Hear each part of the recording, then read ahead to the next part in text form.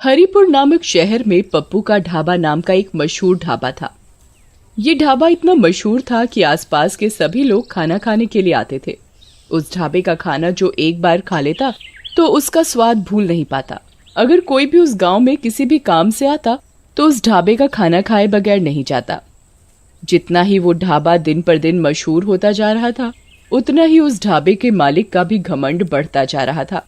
अगर ढाबे का खाना बच जाता तो उसे उस खाने को फेंकना मंजूर था, लेकिन किसी जानवर या भूखे भिखारी को मुफ्त में देना मंजूर नहीं था।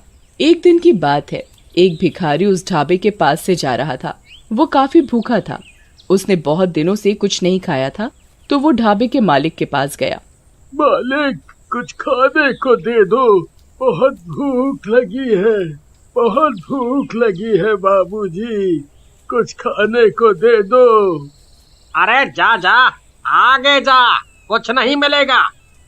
कुछ दे दो खाने को, बहुत दिनों से कुछ खाया नहीं है, बहुत भूख लगी है बाबूजी। सुबह सुबह पता नहीं कहाँ कहाँ से आ जाते हैं मुंह उठा के, सारा दिन खराब कर दिया। रामू, ओ रामू, इसे बाहर तो निकाल।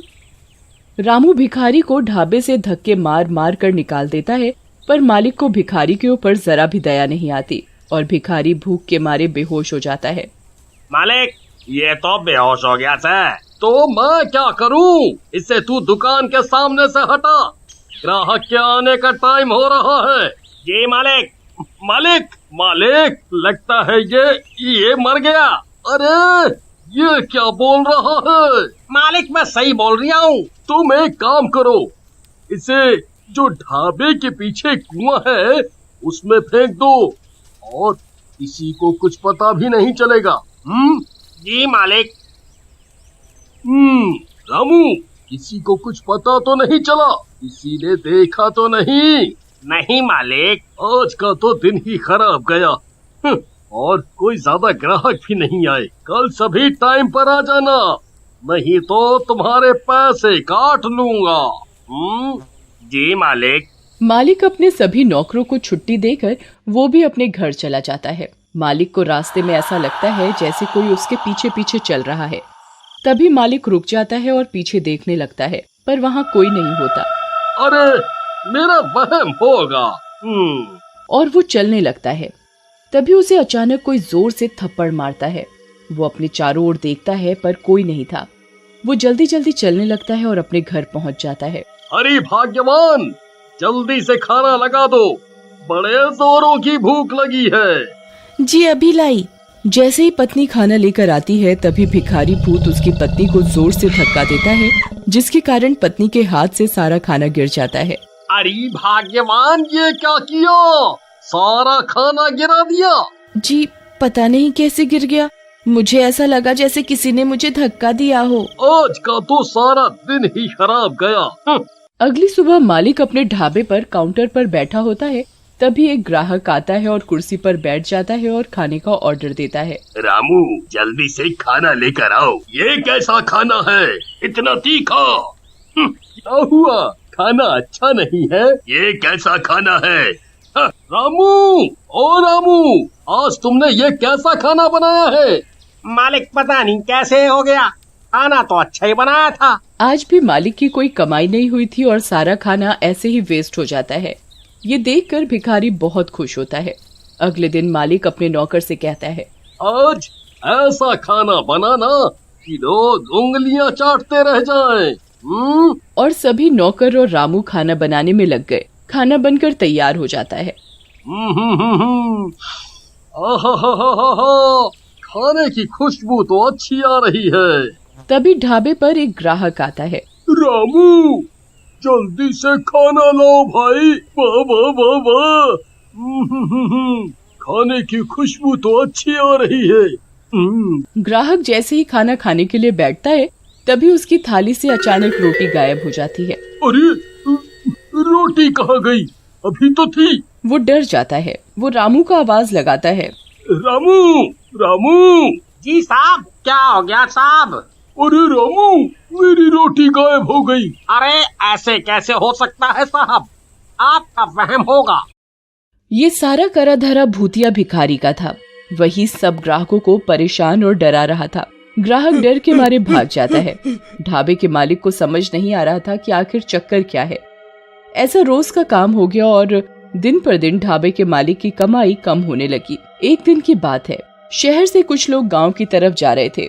उन्हें पप्पू का ढाबा दिखाई दिया। उन्होंने उस ढाबे का नाम काफी सुन रखा था, तो वो ढाबे पर खाना खाने के लिए रुक गए और वो खाने का ऑर्डर करते हैं। रामू खाना लेकर आता है तो वो खाना खाने बैठते हैं तो उनकी शाही पनीर की सब्जी चिकन की सब्जी में बदल जाती है, जिसे देख वो घबरा जाता है। वो जैसे ही पीने के लिए पानी का ग्लास उठाते हैं तो भूतिया भिखारी सारा पानी उनके सिर पर डाल देता है और वो जोर जोर से चिल्लाने लगता है, भूत भूत भूत, अरे इस ढाबे पर तो भूत है। और वो वहाँ से भाग जाता है। देखते ही देखते ढाबे पर रोज अजीबोगरीब घटनाएं होने लगी। लोग उस ढाबे को अब भूतिया ढाबे के नाम से जानने लगे। एक दिन रात को ढाबे का मालिक जब ढाबे के गल्ले से पैसे निकालने के लिए गल्ला खोलता है तो वो देखता है कि इसमें तो एक भी पैसा नहीं है और पैसे की जगह मालिक को उस भिखारी का सर दिखाई देता है।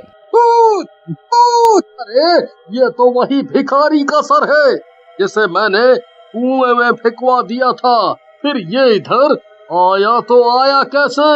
मालिक की आवाज सुनकर ढाबे के सारे लोग मालिक के पास एकत्रित हो जाते हैं। क्या हुआ भाई साहब, आप इतना घबराए हुए क्यों हैं? ये देखो, हमारे गल्ले में भूत है। यहाँ उस भिखारी की खोपड़ी रखी है और उधर से पैसे गायब हैं। ये सुन सारे लोग बहुत घबरा जाते हैं। अरे भाई साहब, ऐसा कैसे हो सकता है? जाओ, तुम एक बार गल्ला खोल के देख लो, तुम्हें वहाँ एक खोपड़ी मिलेगी। वो एक भूत है, भूत। वो आदमी मालिक की बात सुनकर ढाबे का गल्ला खोलता है, पर वहाँ ना तो कोई खोपड़ी होती है और साथ ही उधर उसके पैसे रखे होते हैं। अरे क्या भाई साहब, लगता है आपकी तबीयत ठीक नहीं है। आपने नींद में कोई सपना देख लिया है।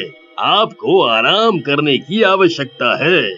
अरे नहीं भैया, मैंने यहाँ सच में एक खोपड़ी देखी थी। मैं बिल्कुल सच बोल रहा हूँ। मालिक अपनी बात सबको मनवाने की कोशिश करता है, पर कोई उसकी बात नहीं सुनता और ना ही विश्वास करता है।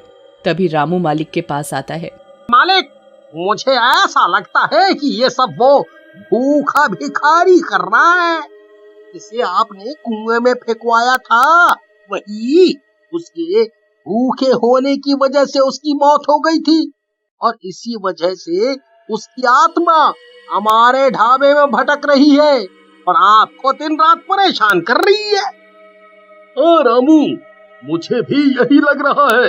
तुम सही बोल रहे हो, पर अब इस बात का क्या इलाज है? तुम मुझे ये बताओ। अगर ऐसा ही चलता रहा तो मैं एक दिन पागल हो जाऊंगा और मेरा ढाबा भी बंद हो जाएगा। आप चिंता ना करिए मालिक, मैं एक बाबा को जानता हूँ। मैं आपको उनके पास लेकर चलूंगा। उनके पास हमारी परेशानी का कोई ना कोई हल जरूर होगा। ऐसा मेरा उनके ऊपर विश्वास है। मैंने उनका काफी नाम भी सुना है।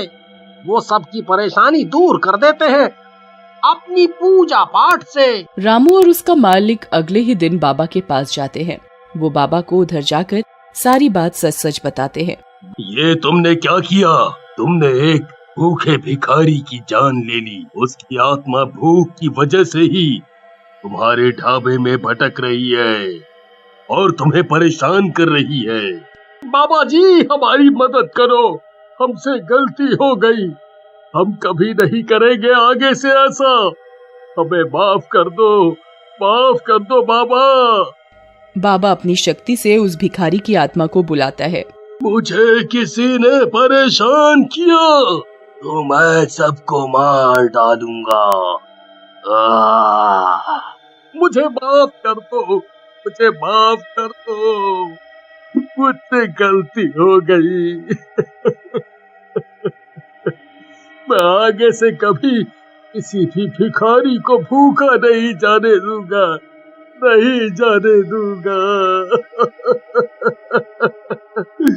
मुझे माफ कर दो। बाबा अपने लोटे से गंगा जल छिड़क कर उस भिखारी को मुक्त कर देते हैं और मालिक से हमेशा गरीबों को खाना खिलाने को बोलते हैं।